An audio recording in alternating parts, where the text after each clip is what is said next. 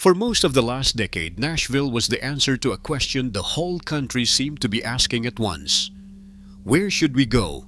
Where is it still affordable, still friendly, still alive? And the answer came back again and again, in glossy magazine spreads and rented moving trucks and rent checks written in cities people were leaving behind. Go to Nashville. But somewhere along the way, the answer stopped feeling true. The moving trucks began pointing the other direction, out toward the suburbs, out past the county line, out of the state entirely.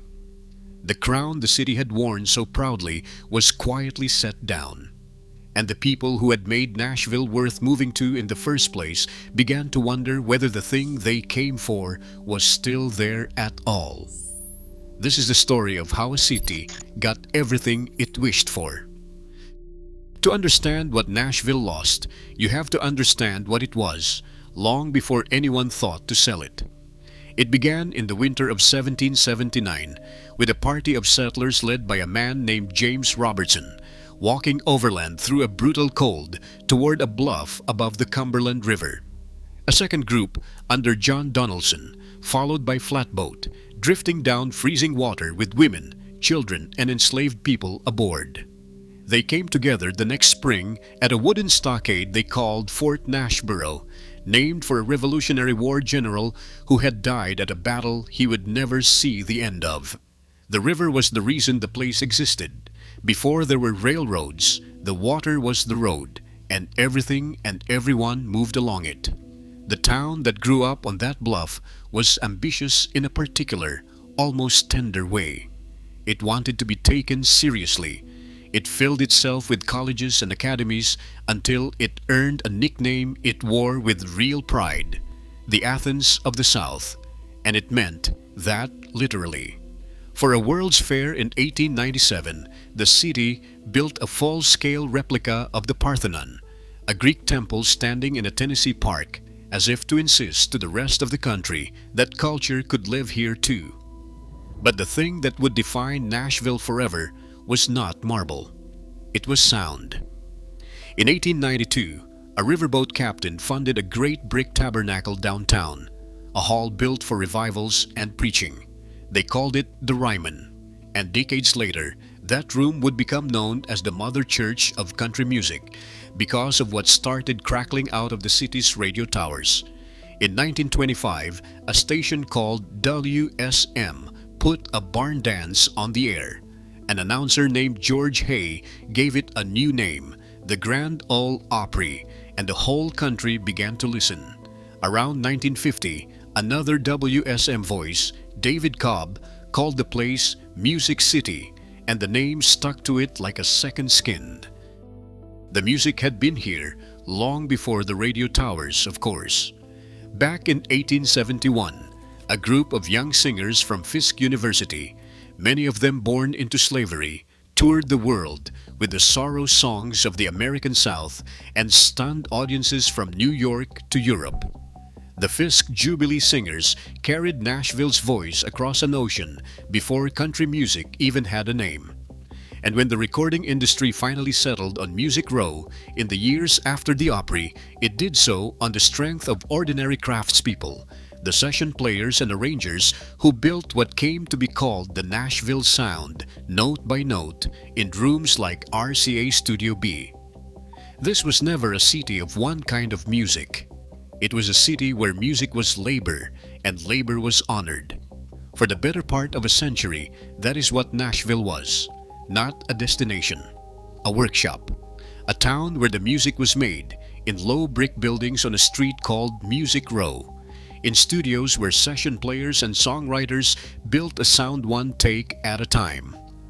People did not come to Nashville to watch, they came to work. And for a long time, you could afford to.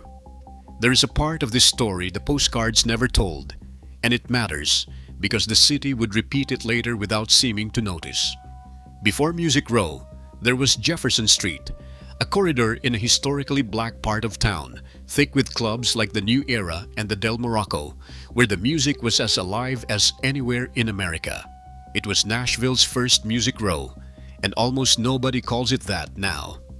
In the 1950s, the city ran an interstate highway and a redevelopment project straight through it, and the clubs came down, and a neighborhood that had made the city sing was cut into pieces and paved. The loss was quiet. The city moved on. Remember that, because it happens again. For most of its life, Nashville was a secret that its own people kept almost by accident. And then, in a single winter week, the secret got out. It started as these things now do, on a screen. In 2012, a television drama named simply Nashville put the city on prime time, all neon and heartbreak and rhinestone. And then came the sentence that changed everything. On the 8th of January 2013, the New York Times ran a feature by a writer named Kim Severson, headlined, "Nashville's latest big hit could be the city itself." In it, she gave the place a title, "The IT City." Two small words. They went off like a flare. You have to understand what a phrase like that does. It does not describe a city. It advertises one. A local historian who lived through it later said that the article had an immediate effect, that everyone was emailing it to each other, that it went viral in the way things did in those years, and that afterward, Nashville was no longer the best kept secret in America. Almost overnight, the workshop became a product, and the whole country lined up to buy in. Corporations followed the headline the way water follows a slope. Amazon, Oracle, a global asset manager, all planting flags in Music City, all deciding at once that this was where the future wanted to live. And behind them came the people, tens of thousands of them. At the peak, roughly 86 new residents every single day. Between 2020 and 2024, the metro area swelled by about 136,000 people, growing at nearly double the pace of the country as a whole. For a place that had spent 2 centuries wanting to be noticed, it must have felt like vindication. The Athens of the South had finally been recognized by the very media elite it had always measured itself against. The town that built a Parthenon to prove it belonged was suddenly the most wanted address in the country, and nobody, in that first flush of attention, stopped to ask what happens to a secret once everybody knows it. For a while, it felt like winning. The skyline filled with cranes, the restaurants got better, the money got serious. But growth is not the same thing as flourishing, and the city was about to learn the difference in the place it could least afford to lose it. Look at Lower Broadway now, and you are looking at what the city became. The strip that once held scrappy honky tonks, the kind of rooms where an unknown singer might get a shot between somebody's beer runs, has been rebuilt into something else. A wall of multi-story megabars, many of them stamped with the names of country stars who are rarely inside them. There is a 6-level venue with 8 separate bars carrying one famous name. There is another, enormous and loud, carrying another. And through it all, day after day, moves a river of bachelorette parties, because Nashville has become the single most popular bachelorette destination in America, a place people fly into to drink on a rolling pedal tavern beneath the very word that used to mean something specific. Music. The music is still there, technically. It pours out of every open door, but it has changed its job. It is no longer the thing being made. It is the thing being sold. A soundtrack for a party built on top of the workshop, and the workshop is being torn down to make room. That is not a metaphor. Since 2013, the same year the city was crowned, at least 50 buildings on Music Row have been demolished, according to the National Trust for Historic Preservation. Studios where the Nashville sound was born, publishing houses, the low old buildings that held the actual machinery of the music, cleared away for luxury apartments and office towers. In 2014, the wrecking ball came for RCA Studio A, one of the most storied recording rooms in the country, and it took a public campaign led by the musician Ben Folds and a rescue that cost more than $5 million to save it at the last hour. Others were not saved. Bobby's Idle Hour, the last little tavern left on Music Row, where old players still took the afternoon stage, was shuttered to make way for an office building. By 2019, the National Trust had placed the entire district on its list of the most endangered historic places in America. If you are still with me and you care about how cities remember themselves, consider subscribing. It helps these stories reach the people who need to hear them. Now let me show you where the real cost landed, because it did not land on buildings. It landed on people. Here is the arithmetic that broke Music City.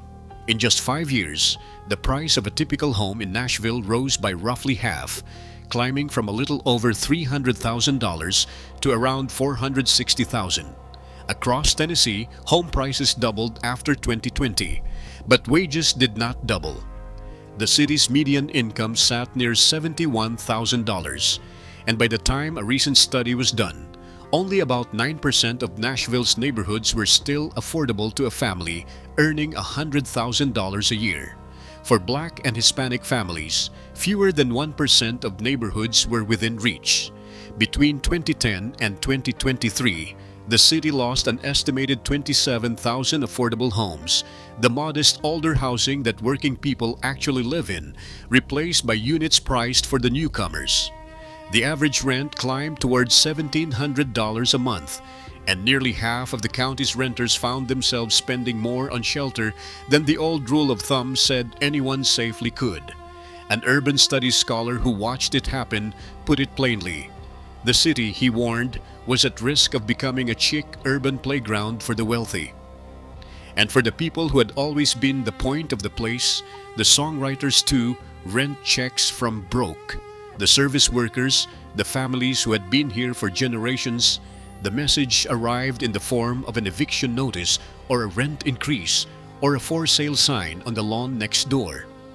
One longtime resident, pushed onto the street, said it as bluntly as anyone could. Nashville only cares about tourists. Even the small rooms where the music actually happened began to appear on lists of the endangered.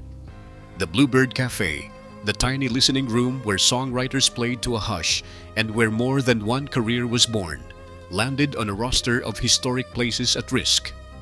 When the venues that launched the artists are themselves fighting to survive, you begin to see the shape of the problem. A city can keep the sound and lose the source. It can keep the name Music City stamped on every t-shirt and slowly evict the reason the name was ever earned. The city could feel the strain in its own streets. The traffic thickened until it became one of the defining complaints of daily life, a boomtown choking on its own arrival.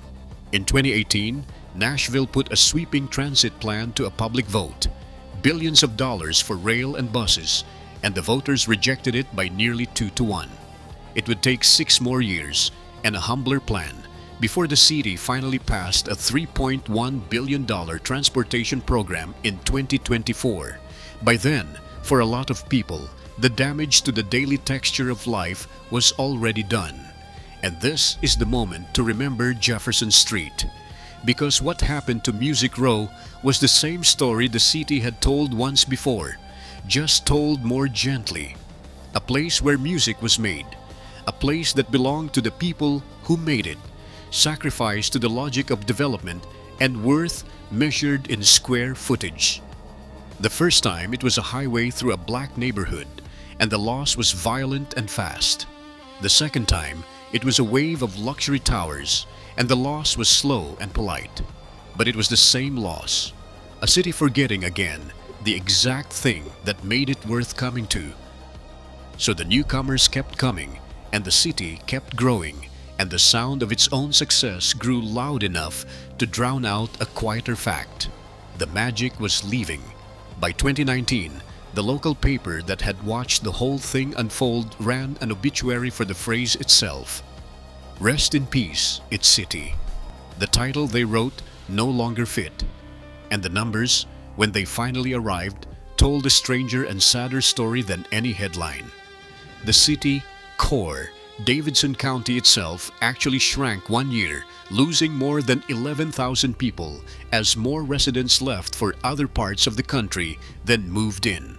The frantic domestic stampede that had defined the decade cooled and settled back toward the ordinary. The growth did not stop, but it moved. It moved outward, to the suburbs and the exurbs, to Rutherford and Wilson and Williamson and Sumner, the surrounding counties where the schools were calmer and the house was still, for now, within reach. Year after year, those counties grew faster than the city that had made them desirable. The very people who had given Nashville its cool, the artists and the working families, were the ones packing up for the county line or leaving Tennessee altogether. The city had become a place you visited on a Saturday night and drove home from, back to somewhere you could actually afford to sleep. What was left holding the city's growth up was migration from other countries, newcomers from around the world filling in the gap the domestic dreamers had left. And then, in 2025, even that fell away, dropping by well more than half in a single year. The last engine of the boom sputtered, and the city was left to look honestly at what it had built. Because here is the truthful, complicated ending, the one that resists the easy headline. Nashville is not a ghost town. On paper, the metro still grows, the clubs are still loud, and real musicians, the working kind, still make their living here in the cracks, and the place still earns the name Music City if you know where to listen.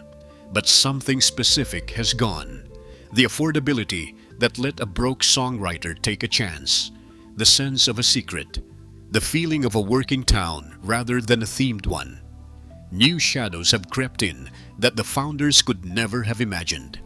In 2025, songs written and performed by artificial intelligence climbed the country charts, one of them reaching the very top of a national sales list. A machine learning to sing in a voice a human bled for. Tennessee had already passed a law to protect its artists from having their voices cloned without consent, a sign of how strange the ground had become. The city that spent 100 years making the sound the honest way now competes with software that only pretends to. First, the room was priced out, then the songwriter, and now, at the edge of things, the song itself. Nashville asked the world to notice it. That was the wish, spoken quietly for 200 years and then shouted for one loud decade. And the world did notice. It came in its millions, with its money and its cameras and its rolling parties, and in the act of coming, it slowly consumed the very thing it had come to see. The workshop became a stage set. The secret became a slogan. The Athens of the South became a bachelorette's weekend. Stand on that same bluff above the Cumberland River today, where a cold and hopeful party of settlers once celebrated their arrival with fiddle tunes on Christmas night, and you can still hear music. It is everywhere. It never stops. But listen closely, and you may notice that almost none of it is being made for the people who live here.